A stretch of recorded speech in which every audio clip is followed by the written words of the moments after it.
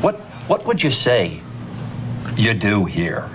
It's the Signal Chords, home of the Underground podcast. A podcast dedicated to up-and-coming bands, labels, artists, and more. Plug in and join your host, Brad Nunnery, as he dives deep into what the future of music has to hold and discover something new along the way. What else do you have to do? Oh, hey, I didn't see you there.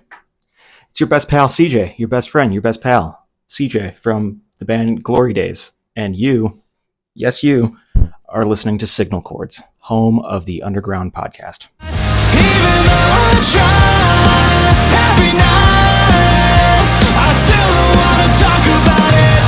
Even if you cry every night, I still don't want to talk about it.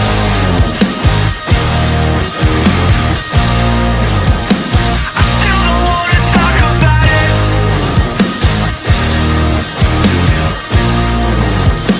I still don't want to talk about it. Meet me outside for one last cigarette. I'll hold you close in the evening, I'm so over it. Talk about times that we can't forget. I'll tell you all the things that you wanna know, so say it slow, so slow.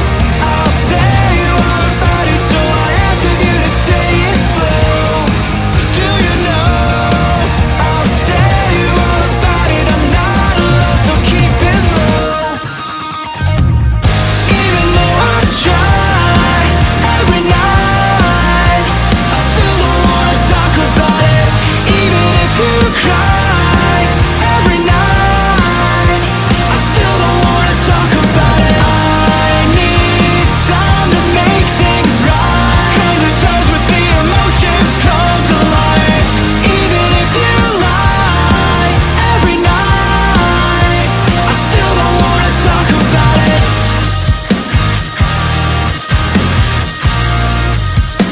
I still don't wanna talk about it. That's the latest song and music video from our good friends in Glory Days. It is called Clocks. Many thanks to CJ for recording that promo for us. Really do appreciate it, man. Now, Glory Days are a really killer pop punk / alternative rock band based out of Chicago, Illinois. Now, the band has released a whole bunch of singles over the past few years. Absolutely love what this band is doing. Had the opportunity to interview the band last season on season 2, episode 13 of the podcast. A lot of really killer insights into the making of the band, the history of the band, all that good stuff. So check it out if you want to. But many thanks to Glory Days and helping us provide that music video for us. Really do appreciate it, guys.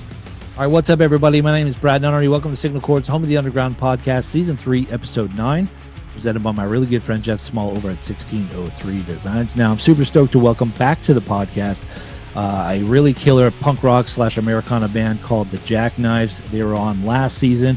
We broke down a lot of really cool stuff from their previous record, Ghost Radio. But now the band is set to release their brand new record. It's called Into the Night. It's set to drop on May 2nd via Fumier Records.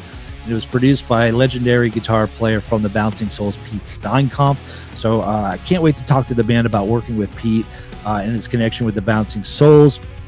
All that good stuff. We're going to break down some of the songs from the new record. We're going to break down some of the band members' favorite songs off the new record. And you know what? The band is actually joining the Bouncing Souls on the East Coast Fuck You tour set to begin here in the next couple weeks, as well as playing with Hot Water Music and even Joan Jett. So lots to talk about, lots to cover on this podcast. But right now, let's get into their latest music video. It is called Kill Me First. And it's on Signal Chords, home of the Underground podcast.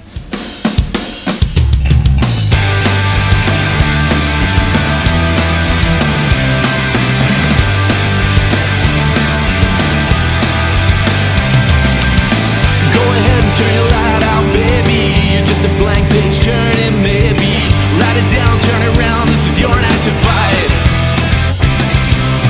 Have you tried a little romance lately? Or is the story gonna drive us crazy? Nothing like a little hope to light up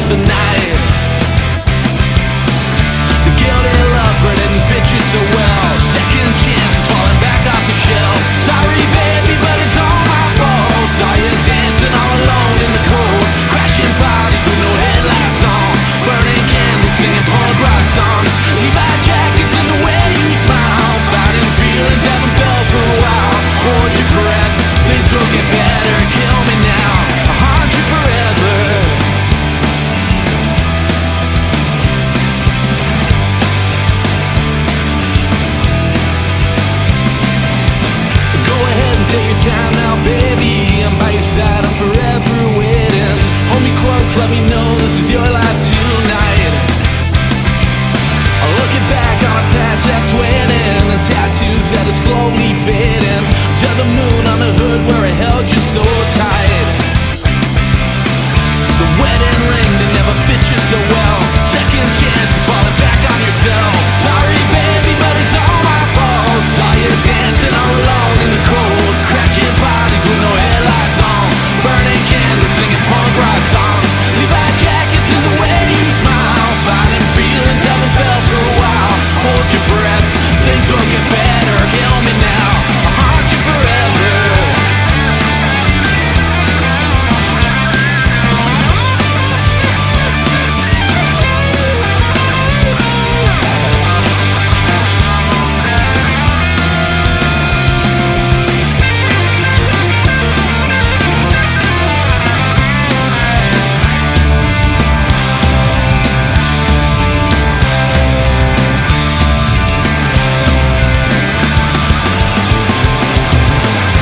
Sorry baby, but it's all my fault. Saw you dancing all alone in the cold. Crashing bodies with no headlights on.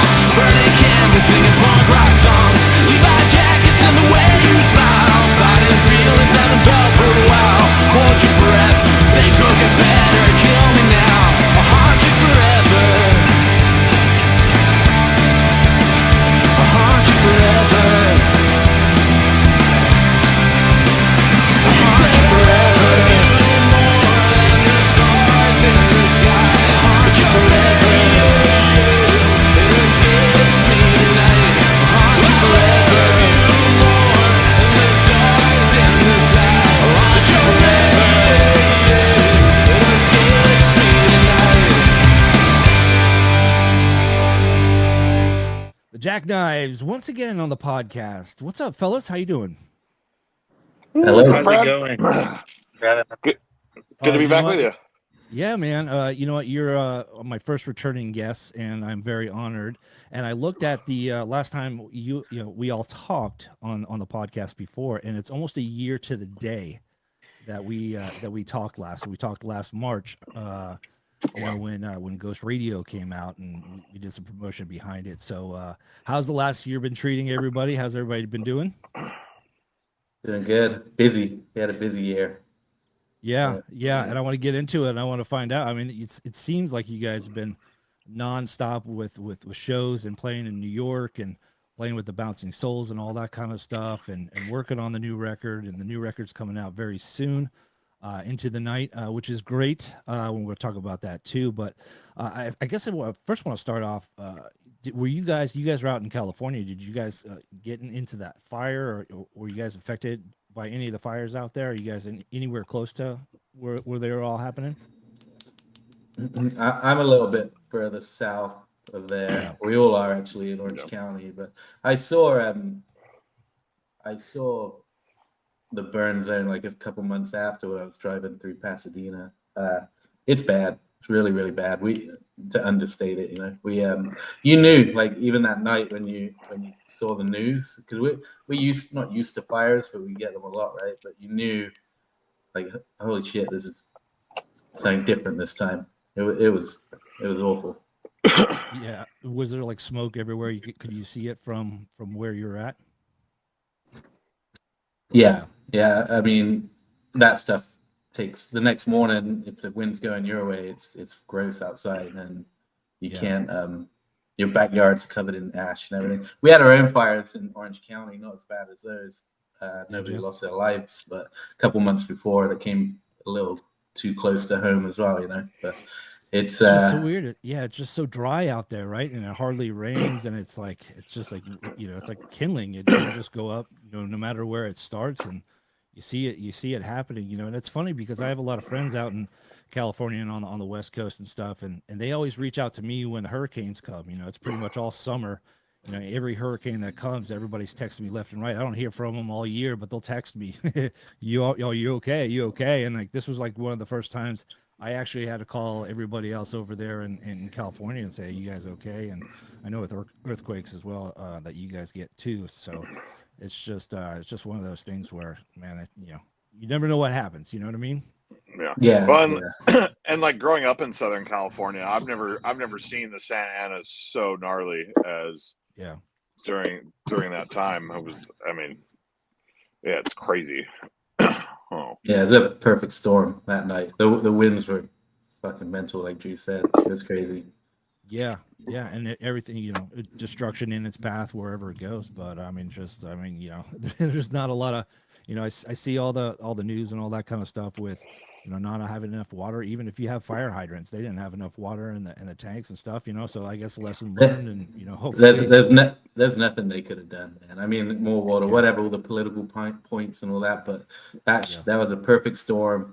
I mean, 20,000 homes burning in one night is what you're gonna do. You need 1 million firefighters. So it was mad. It was mad. Yeah, I mean, they had people coming out from San Diego, driving up there, and I'm sure Nevada, and everybody was coming out to help you guys out. And that's one of the cool thing is like, it takes these natural disasters for everybody to come out of the woodworks. We get everybody from Louisiana to Alabama coming out, helping out, restore power. And that's like our big thing when hurricanes come, like it's not really the destruction of houses. It's just the power. When the power goes out, it's just like, it's unreal, and everybody's fighting over generators and all that shit. And, it's unreal. And luckily, knock on wood, we've made it through a few of them, lost a couple fence panels on the way, over the years and stuff, and that we're still trying to repair, 4 years later.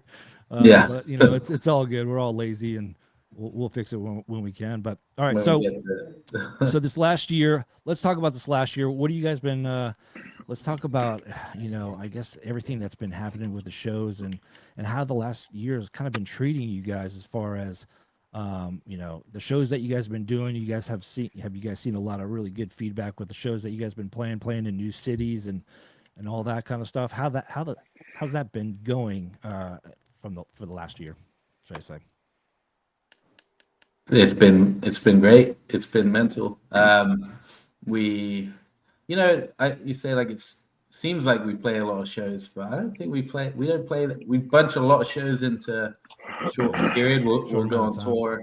Yeah, we'll go on tour, this month, and then we'll do a couple random shows, and then we'll tour again later.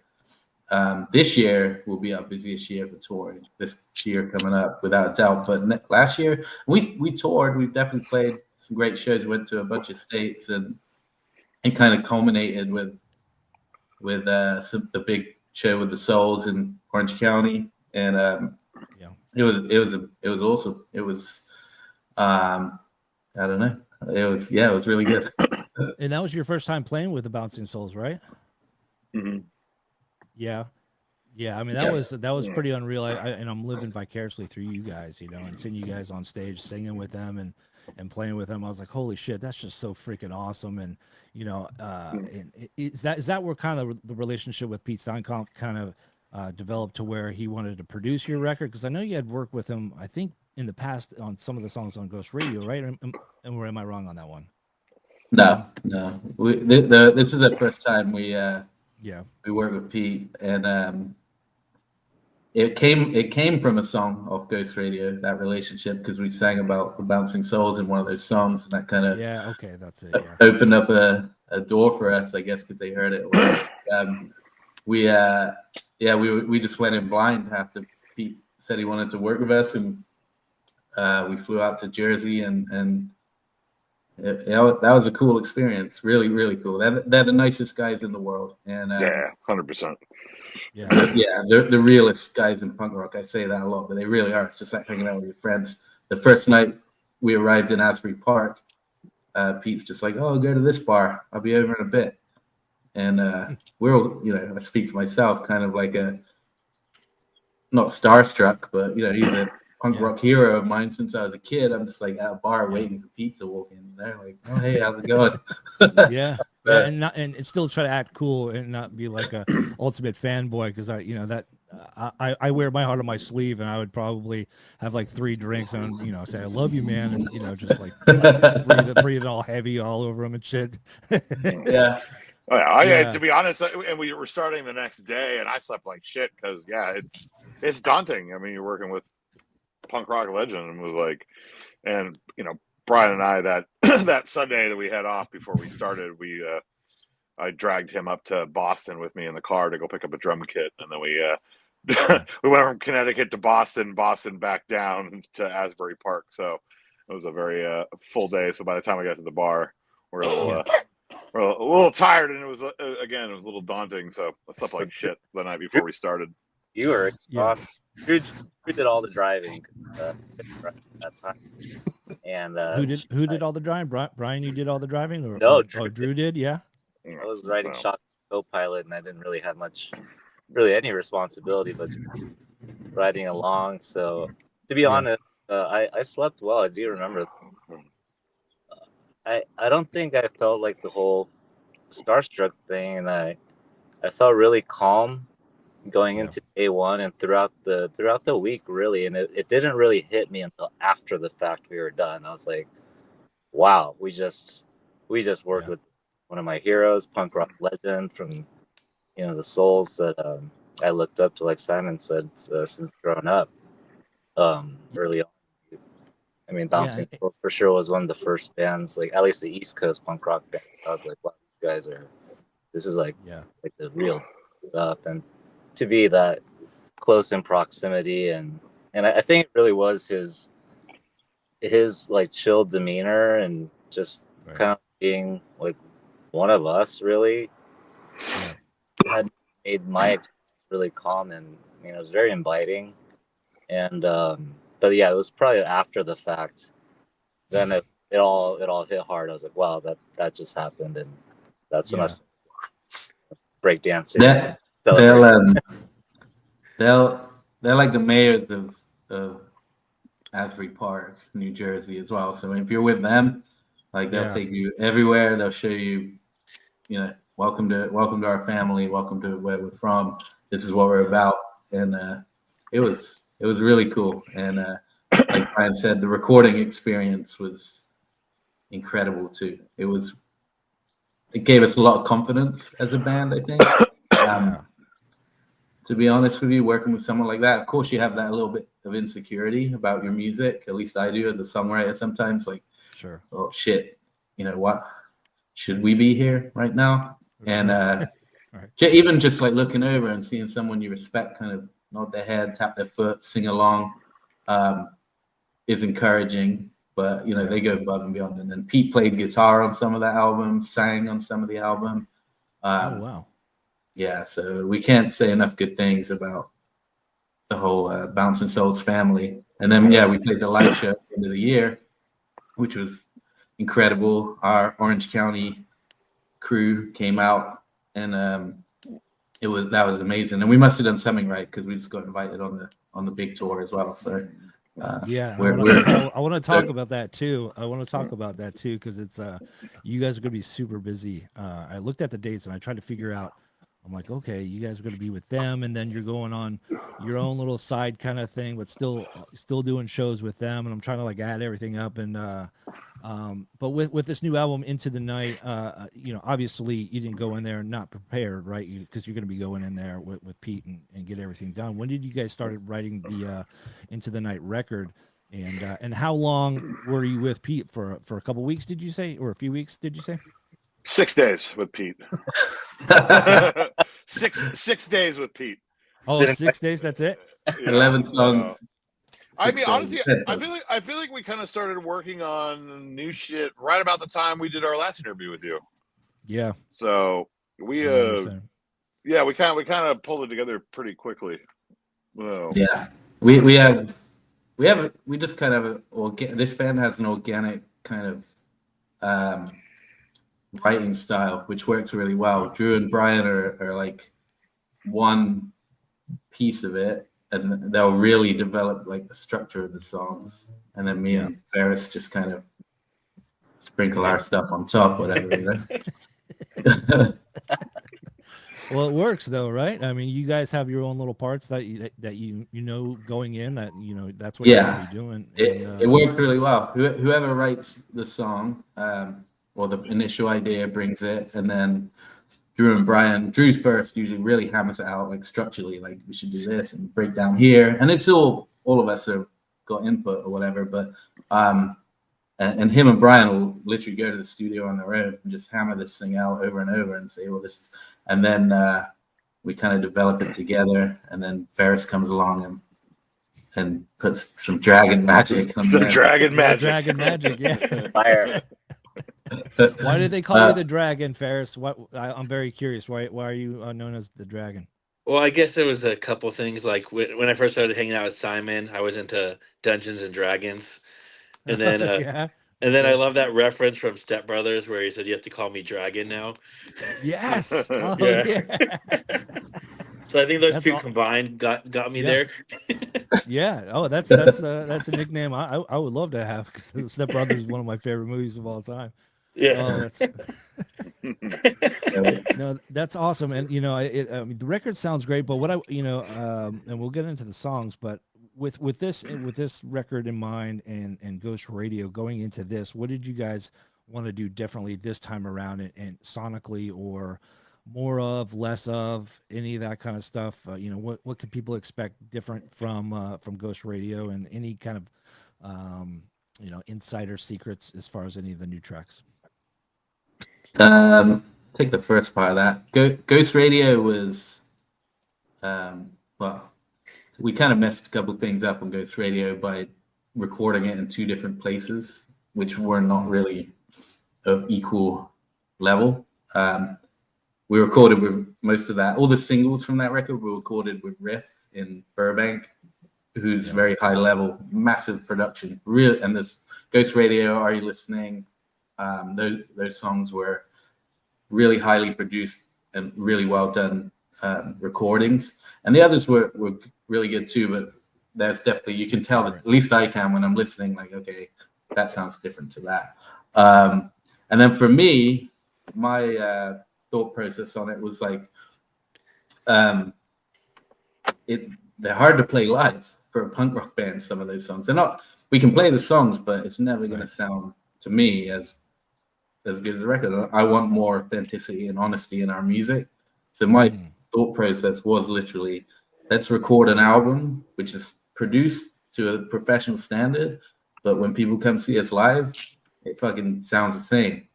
And that's what I think.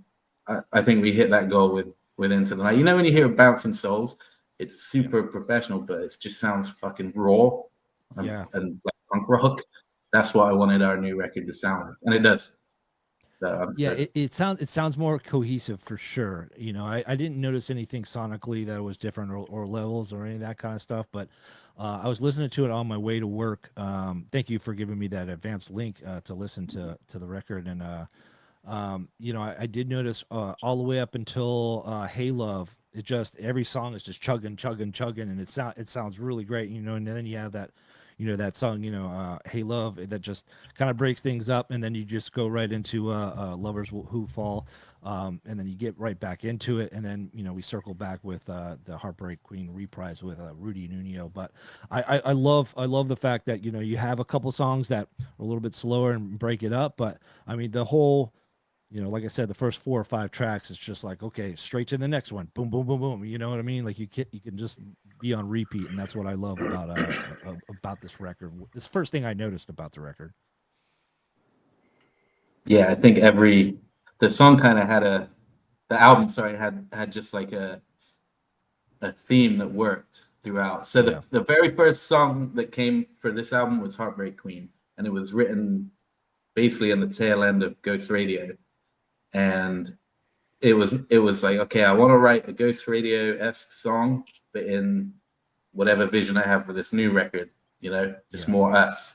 And so that was the first one that was written. And then every song after that just fell into place. And I think, like you said, the record's really cohesive. It just kind of has a theme, and it can be listened to as a full record, right? And then this is the first time that we've really co-written a record between 4 members of a band, all the way down to songwriting in the primary format of songwriting with lyrics. Bryan wrote 2 of those songs as well, and then everybody wrote their parts, kind of grew their parts into what they are. It was a real team effort, and I'm really happy that there's nothing I would change on this record.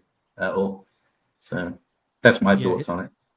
Yeah, it's like I said, it's a fun listen. It's you know, I wouldn't say it's a more mature or anything, and I think that's a weak adjective, but I definitely could tell that difference. You know, what you were talking about is like a little bit more cohesive. Everybody has their stuff together. Not that you didn't on the other record, but you could definitely tell that okay, these guys are getting bigger. It sounds a lot bigger to me. You know what I mean? Like it sounds like a bigger record, more space in between, you know what I mean? Like more ambient, like kind of vibe, and I'm really loving it. And I love the fact that you brought Rudy back and closed that record out. And I love that version of it, you know, when you can just break it down and just, you know, just nothing but guitars, you know what I mean? That's like a perfect ending to a record, you know. I think Heartbreak Queen is the perfect intro, and I think you know, that Reprise is the perfect outro to the record. And was that something that you were always thinking about, you know, kind of going into this record, that you always knew that you were going to do a reprise and have Rudy come back on the record? Yeah, Rudy sang some of the back-end vocals on some of the other songs. Drew does most of the back-end vocals on it. Rudy helped out. He was in Asbury Park with us. So he's a songwriter that I respect a lot. We respect a lot. So I thought, why not? And I think I'm going to be on his new record. He owes me one. But he told me the other night when he was drunk. Yeah. So, but yeah, that was the reprise thing. Yeah, I think I was just playing an acoustic version of Heartbreak Queen, and I started trending off into something. I was like, that'd be a cool idea to kind of tell the same story of the first song from a different perspective in the last song. So that's what we did, and yeah, it was just a good close. I like. Yeah. I've always liked that, albums that close with a acoustic song. You know, I think it's cool. Yeah. For the dynamic of the record, and yeah, I just think what you're talking about, the record being cohesive, it comes down to the group songwriting on this album. Yeah. More than anything else. So. What's all right? So Drew, what's your favorite song from the record, and why do you like it? It's a good question. Don't worry, I got more questions for Dragon and Bryan too around the same time. I'm not gonna do it all at the same time, but it's gonna be sporadically throughout the interview, so we're good.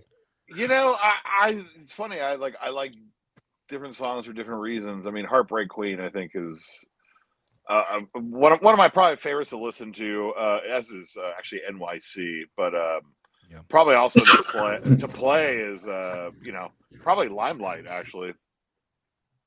Yeah, that's a great one. And what about Limelight do you love specifically? You know, there's a variety of different parts in there. For drumming wise, it's kind of more all over the place than a lot of the rest of the songs, if that makes sense. So yeah. I was channeling my inner Derek Grant.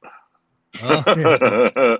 Formerly of Alkaline Trio, yeah. Yeah. So yeah, that song is just so much fucking fun to play. Oh. Yeah. And you know, with the tour coming up and all that kind of stuff, are you guys going to be playing a lot of the new record? You know, kind of a deal. Is it one of those things where you're going to kind of do half and half, or is it just going to be a summer long record release? You know, kind of show. What can people expect at these shows? Faris, you want to take that one? Take it away, Faris.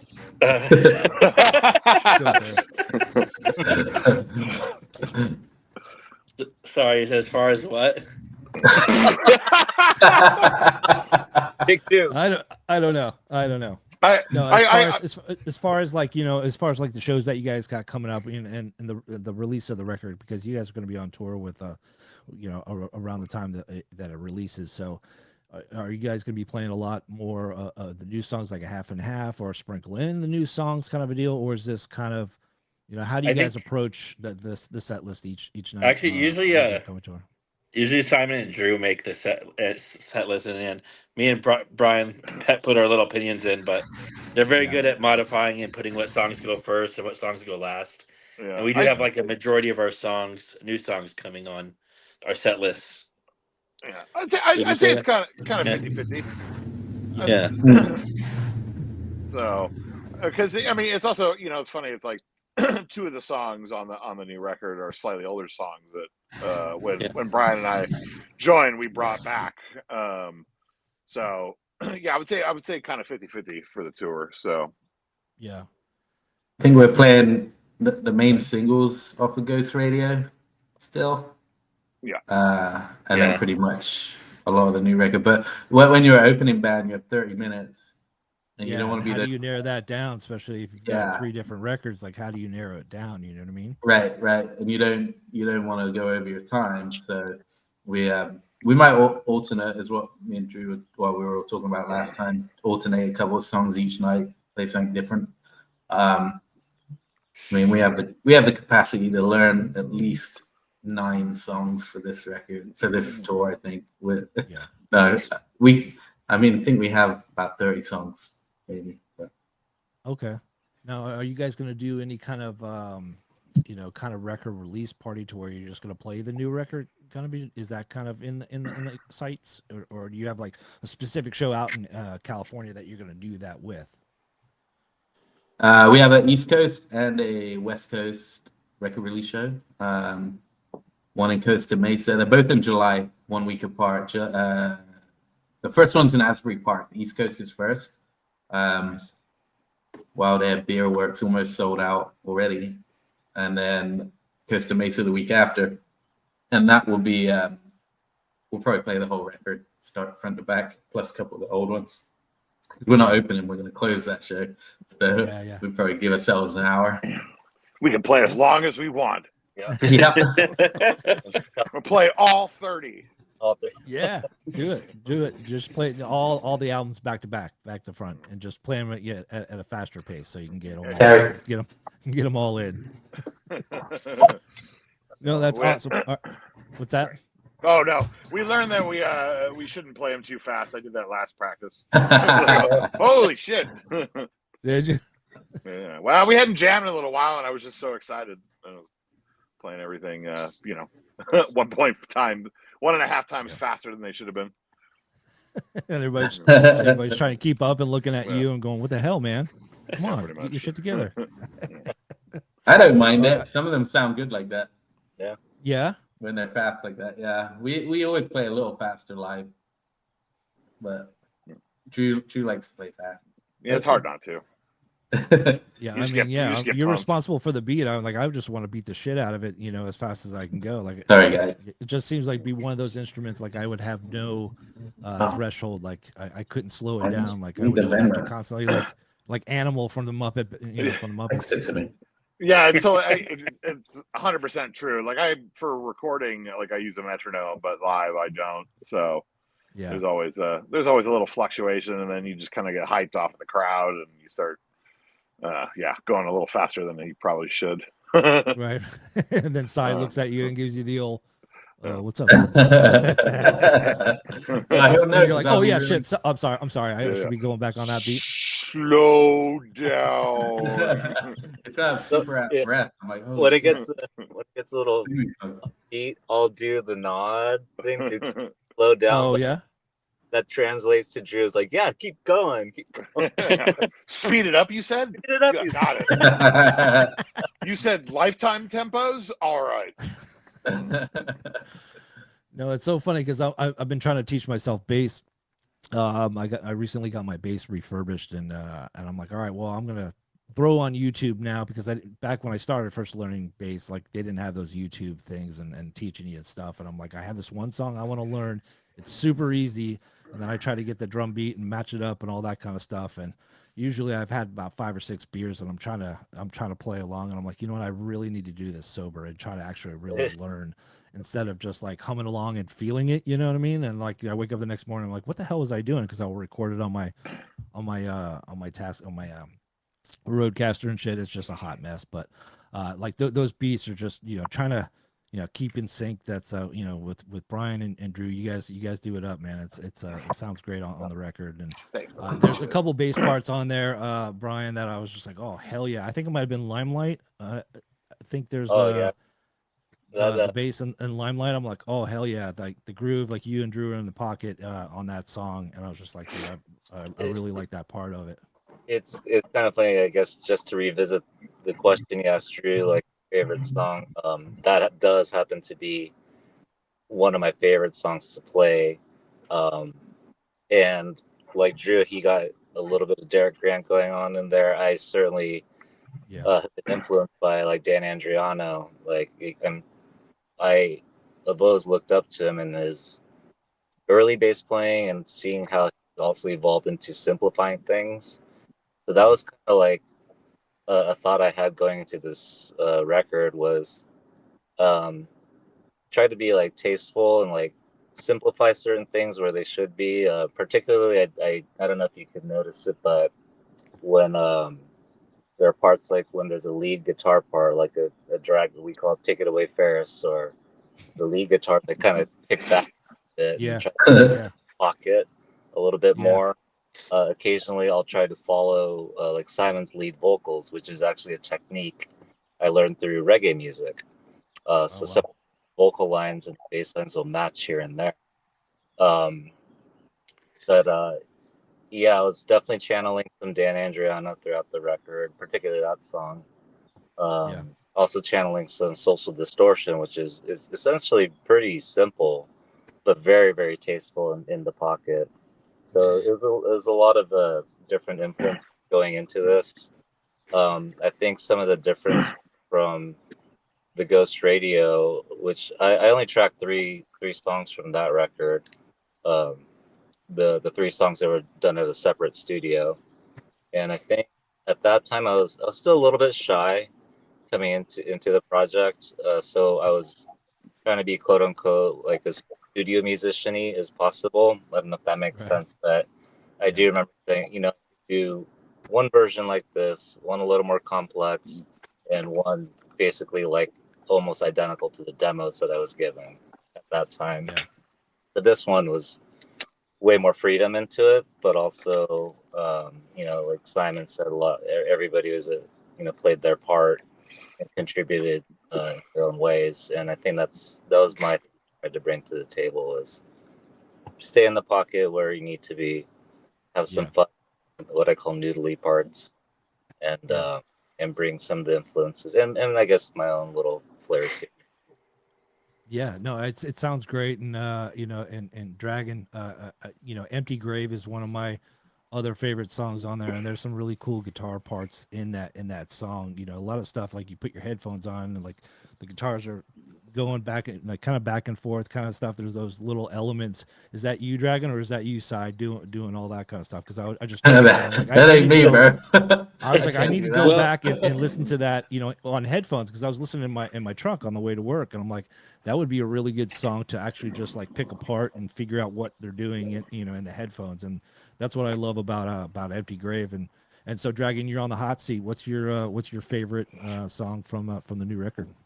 Well, I do have to mention that at least for Empty Grave, the solo was written by me, Bryan, and Simon. I think we all sat in a room together where we tried to figure it out. Did you? Yeah, so that was pretty awesome. I think that was one of the best solos on the album, possibly too. Yeah. But on top of making leads and stuff, or what my favorite song is, I don't know. I have to say, playing is Kill Me First, just because I feel like that's the only one we use a minor scale for, and it gets a little more aggressive, a little more aggressive sound. The rest have major, and I think the best song, I think one of the coolest songs is probably the Heartbreak Queen. Yeah, it just has a lot of dynamic in it, and just has a lot of I gotta chop in on that because I know the part you're talking about, Brad, on the verses.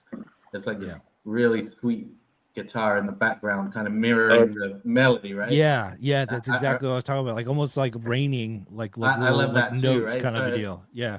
I remember we had just finished tracking pretty much everything, the drums, the bass, my rhythm guitar, and Faris, being typically humble as he is even now in the studio, is kind of like to Pete. He's like, "Hey, can I just try to sing on the verses?" you know, like, and Pete's like, sure, yeah, get at it. And he starts playing that part, and we all look at each other in the studio, and we're like, oh, can I just try something that's gonna fucking make this song fucking awesome? Like, it was so good, dude. Right. It was, but that was Faris, I think, in that whole recording experience.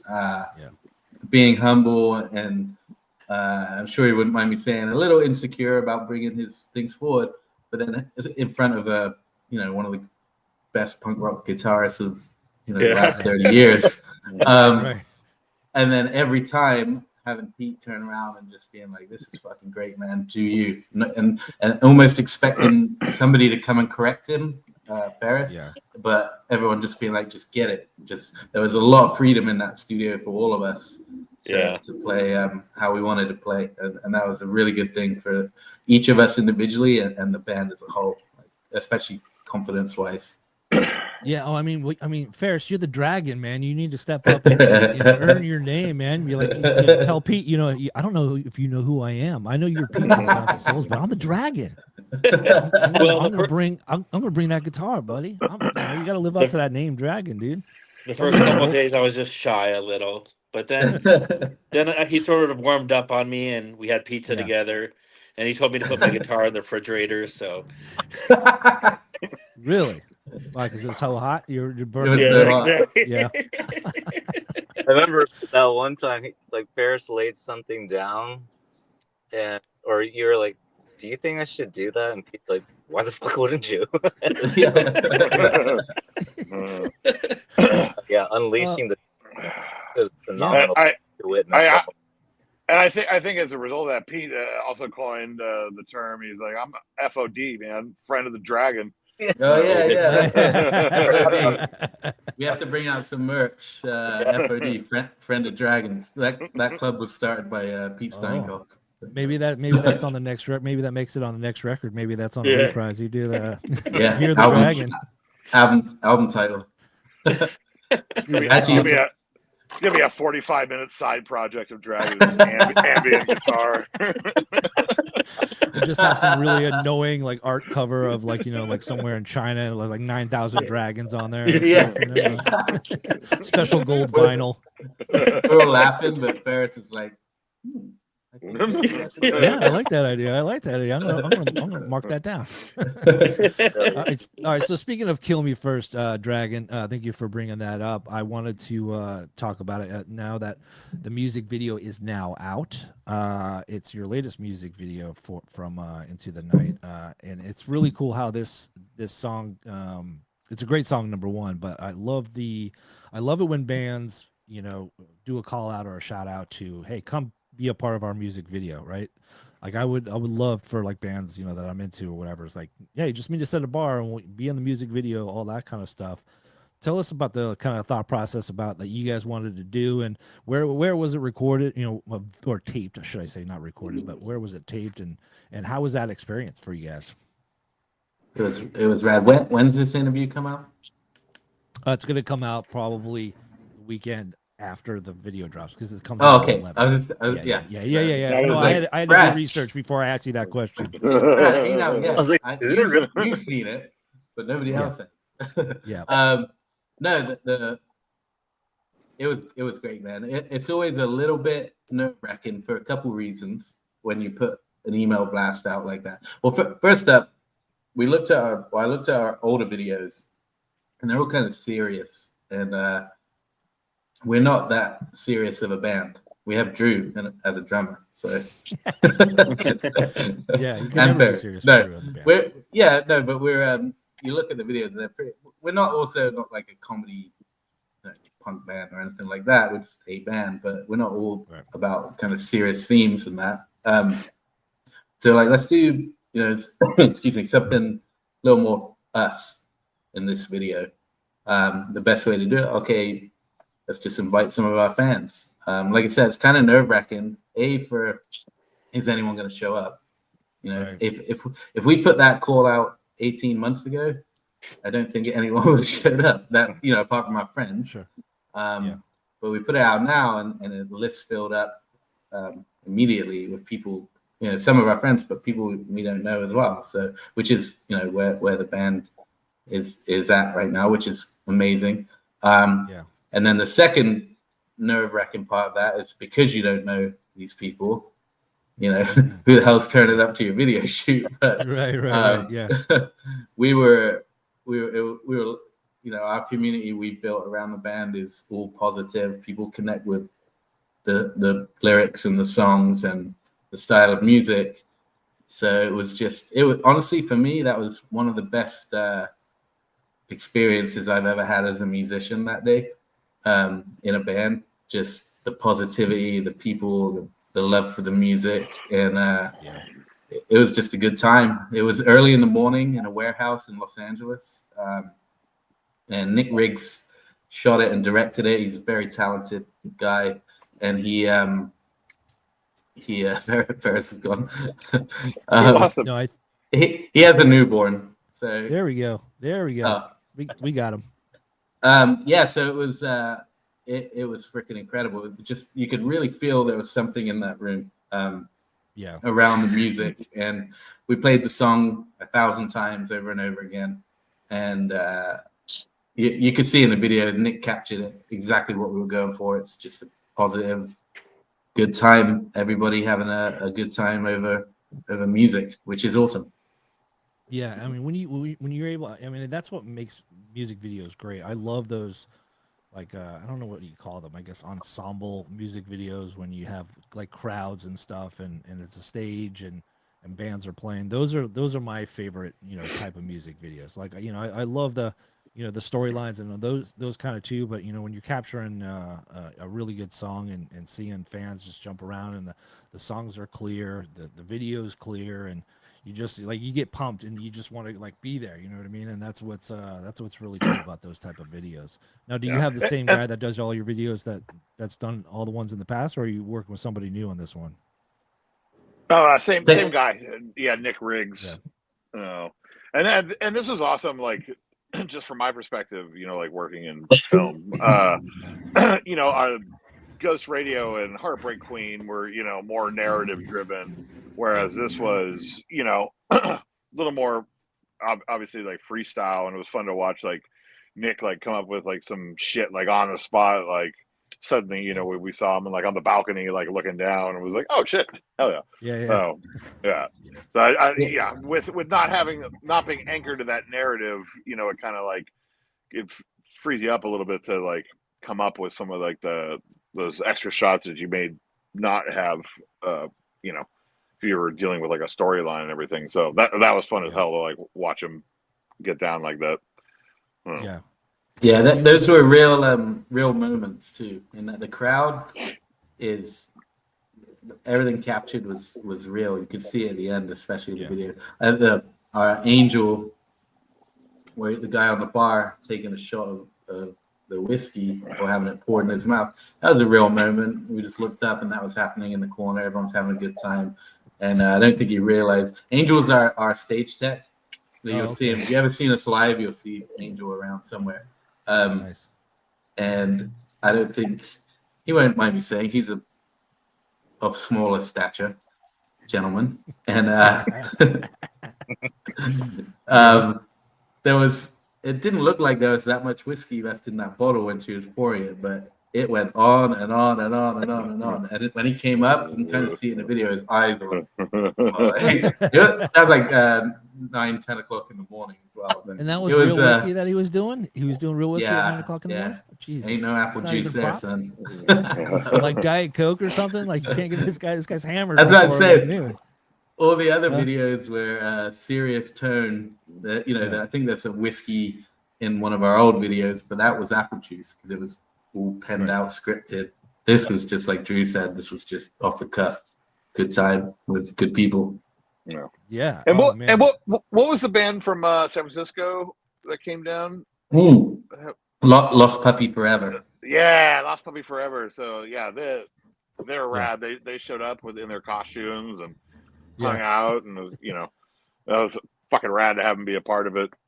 Yeah. They were literally. I mean, it was hot, dude. The lights behind us on that stage were 10,000 Suns. It was so hot, and these guys were in like full on dog costumes because that's the thing. Right. Like me and Bryan played an acoustic show in San Francisco, and with them, we didn't know who they were at the time, and they just, these two people with bass and drums, that's all they are, came out and played these songs. It was so captivating and it was so cool. Yeah. So we stayed in touch with them. We're gonna play some shows with them at one point, but we're like, hey, you want to be in the video? That'd be cool. And they showed up, just drenched in sweat in these dog costumes. But yeah, it looks cool. It's just like random. Yeah. Go ahead, Drew. Oh no, and they're just like the loveliest fucking people too. It was just like to have them there getting down was fucking incredible. Yeah. True. Yeah, and you always have that to remember, right? Like, yeah, it's so cool to be able to have a music video and you can see like people, see people like those guys and the new people that you're meeting and all that kind of stuff, and just having that on film, forever. It's awesome because you look back and all the music videos that you guys have done and just be able to look back and see that. I think that's something special. You know what I mean? So. Yeah, it's a great music video. I love it. Now, is there going to be any more music videos from the record coming at some point, or are you guys just kind of done now and just concentrating on the tour kind of a deal? So this one comes out April 11th, and then or will be out by the time this is out, and then when you release it, the record comes out May 2nd on the digital, and when you release a record, you have like a focus track that will be Limelight for that, and then. That'll probably be it for singles, and then we're gonna work on Drew's already started work on the next thing. That's when you have a Drew in the band, you're constantly working. Yeah, I know, right? Wicked, huh, Drew? Yeah, well, it's like I love all the old Jackknife stuff, and like I had this idea just to like, just to keep yourselves busy and keep yourselves motivated. I wanted to do because of 8 of the songs on that first record for the Lovers for the Fighters, two of them we revamped and are on this new record. But I really like the original 6, and so since like December, Bryan and I have been in the studio fucking around with updating them and kind of re-recording them because that was done like a couple of years ago before obviously Bryan and I were in the band, and so. This weekend we're actually tracking drums for those 6 songs, awesome. and hopefully I maybe release that by the end of the year. So it's sort of just a slow moving ongoing process. But yeah, so look, we'll have updated versions of those songs, and we didn't change them incredibly. It just minimum. I sped them up a little bit, as I do. 0.5 BPMs. But yeah, exactly. So, those songs from that record were essentially just recorded in my bedroom. Faris played a couple guitar parts. I think I did everything else, and I'm not a drummer or a bass player. So to have a super talented drummer and bass player in our band now is when you hear the reworked songs, to me they're the same songs, but they're different, and it's like listening to Kill Me First or New York City, the new versions. They're just better. So we're staying, and we'll probably put this little remake EP out firstly to like the email list and the street team, like a Bandcamp thing, and then we'll release it to everyone. Yeah, and I really like the street team stuff, and I think it was what was it? I don't know if it was Fumier Records sent it out, but it was like one of those old newspapery kind of a thing, and I thought that was really cool. Like I've never had a band like send you stuff, and like I didn't know if you were just sending it to me because I'm Signal Chords, but no, I was like, oh, it's part of like the newsletter and stuff, and it was such a really cool way of laying out like the newsletter. And I think it was around when you guys were up in New Jersey. I think maybe recording it came out because some of the pictures are on there from the Jersey photo shoot, right? Yeah, that was to street team members. So basically, if you can sign up for the street team, but if you ever buy our merch or buy a ticket to our show or basically anything on our website, you automatically get put onto our street team, whether you like it or not. So if you were on that I recommend email it, though. list, if you were on that email list, 400 and something people at the time, you got one of those in the mail. And I thought that was cool because I really, really believe that this band is about community and connection. Through the music, right? Not through me or Drew or the Dragon or like Ego or anything like that. Just we're writing songs that we want to hear, you know, that we like, you know. And everyone I speak to at shows or fans or new friends and new fans have the same kind of interest in music, or the lyrics hit them this way or that. That's what it's all about. So like connecting with them, I think it's cool. And that was just a really fun way to say, hey, we value you guys. Here's something you weren't expecting. And it was kind of like a lead up to the record and everything. And we'll continue to do that. You know, we I'm sure every band feels this way, but we are so grateful for every single person that likes our music and connects with us. It's, to me, it fucking blows my mind. Like that one person listens and goes, that's a cool song. Or, you know, I understand what he's saying, or some variation of what I initially said. It's so fucking cool. So we're just regular guys and expressing ourselves, as lame as that sounds, but to connect with people, it's really important. So yeah, we love this community, and everybody's welcome. Yeah, it was really cool because I'm like, oh, you know, this is like something, and I'm gonna talk about it a little bit more, but it was something cool to where, you know, I had just gotten Ghost Radio, like the vinyl, not too long before that, and then I got the newsletter kind of deal, and I'm like, all right, well, I'm slipping this into the vinyl thing and just keeping that, you know, I'm not throwing it away and like thinking it's like a mailer or, you know, like one of those penny saver, you know, fucking coupon things, like, oh, it's just from the band or whatever. No, I'm like, I'm sliding it in and keeping it there because it's like one of those things where you're part of the street team. It's like a rare kind of a thing for fans of your band. And I think that's going that little added extra. I think that's it goes a mile to me, you know, at least as far as like the listener is concerned. Yeah, and we'll continue to do that. Even releasing our record on vinyl first was the same kind of thing. Like that, if you're there, it is. If you're, I got your autographs too on it, so I'm gonna sell it on eBay here. I'm gonna see how much I can get for it. You're gonna owe eBay money. Yeah. Oh, it's signed. No, it's awesome. I love the layout. I love the fact, you know, I'm gonna shamelessly plug it. I don't know how to use the camera here, but I love the whole collage. I've always been a big fan of the photo collages, you know, like the lag wagons used to always have it, and all those punk bands would like have those like photo collages of them on tour or whatnot. And I just love seeing it, and I love going back and seeing those old, you know, punk albums and seeing like the bands being just so much younger, and you know, like you remember that part of that record or whatnot. So I think this is really cool. And you guys did this in New Jersey, right? All these pictures here on the studio with Pete and. Yeah, every photo there is from that kind of month or two that we recorded. The live shots were in San Francisco, but they were literally like a couple weeks before we flew out. So it's all of that time, writing and recording. And I like that too. Like when I was younger and we used to buy records or CDs, you would flip through everything, look at every photo, read every credit. That's still really important, I think. And there's a whole vinyl collection community out there. The Ghost Radio vinyl was cool because it had the random color and it had the silver stamp. But this time we were like, we really want to make a nice product for people to have. So that's there it is. Yeah, no, it's awesome, and in getting it before it's released is really cool too. And the added feature of signing it and autographing it, it's even better. But I love the layout of it.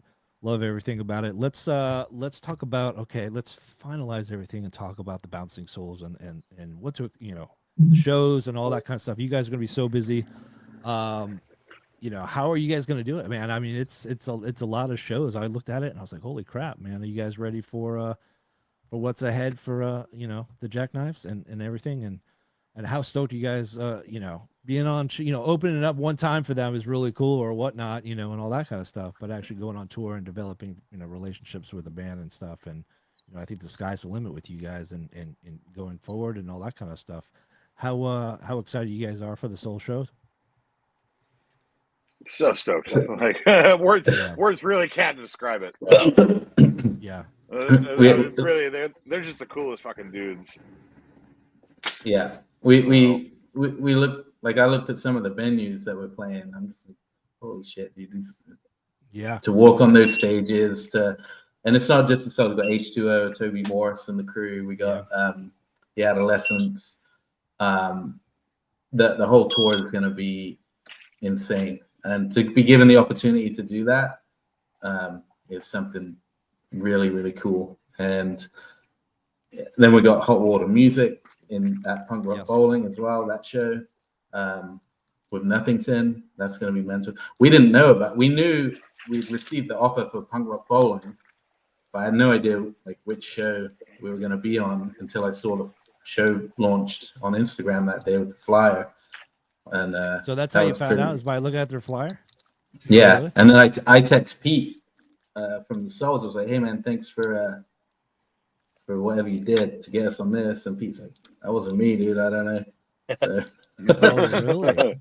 Yeah. So you don't even know how you got on Punk Rock Bowling? You just submitted your stuff and then you saw the flyer? We submitted months and months back. I mean, George from the Souls plays in Hot Water Music too, so maybe he had a whisper and stuff.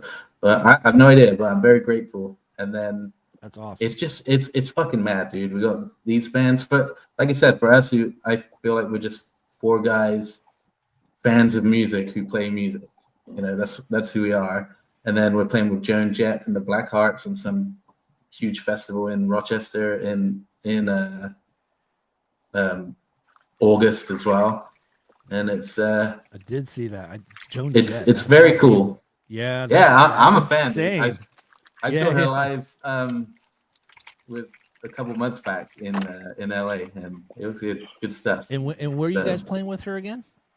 It's called the Hoochie Whiskey and Music Festival in Rochester, New York. So come up there, dude. It's not that far from you, is it? I don't know. I got a buddy that lives in Rochester, actually. The Buffalo, Rochester. He's from Rochester, but he lives up near the Adirondacks. But he's got a whole family in Rochester. So. Hit us up. We have some guest spots, I think, if you want to come up with the fam. It's all ages. It's gonna be a good time. I might. I don't know. I'll have to think about it. I might have to get that out of jail free card from the wife. In order to do that. I was already out. I had a work thing, at like a Monday or Tuesday, like at a work happy hour, and then I met Seth from Negative Progression Records last night, like 2 nights in a row. My wife's like, "Really?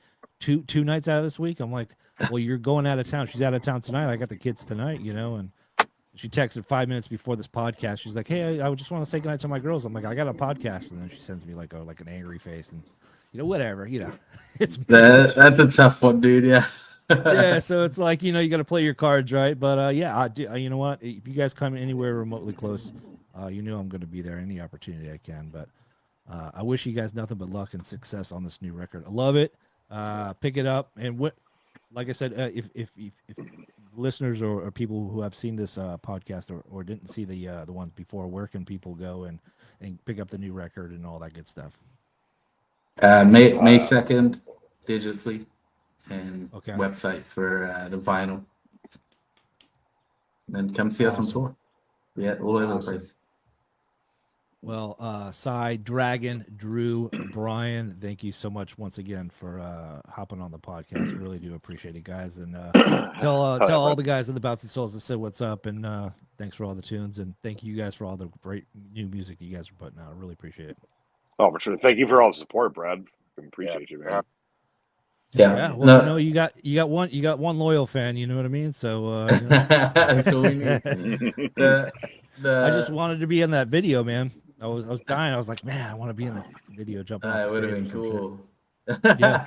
We the mutual love fest is real, dude. Like what you do for up and coming unsigned bands is, I feel like a lot of people should be doing it or could be doing it, but they're not. It's really hard as an up and coming band to get any attention from anyone, and the fact that you platform bands that you think sound cool, and I mean you're platforming us from day one. Like Yep. a couple years back now. When I think it was just me back then making tunes in my bedroom. So Yeah. pretty much, man. And so thank you for always having us, for sharing our stuff, all that, and we'll do the same. And it's a good time. We really appreciate it. Yeah, absolutely. I will be living vicariously through you guys for the next few months, and kicking myself that I'm not a millionaire and I can't get a Winnebago and just follow you guys on tour. Maybe we'll just share all the really shitty moments in the 5-seater van driving 12 hours. And, right. Oh man, that would I'd still take it. I'd still like. Yeah, oh, no, I'm we still will jealous. We will. All right, guys. Thank you so much. Really appreciate it. Have a great night, and we'll talk to you guys soon. Thanks, Brad. Thanks. Appreciate you, Brad. Cheers.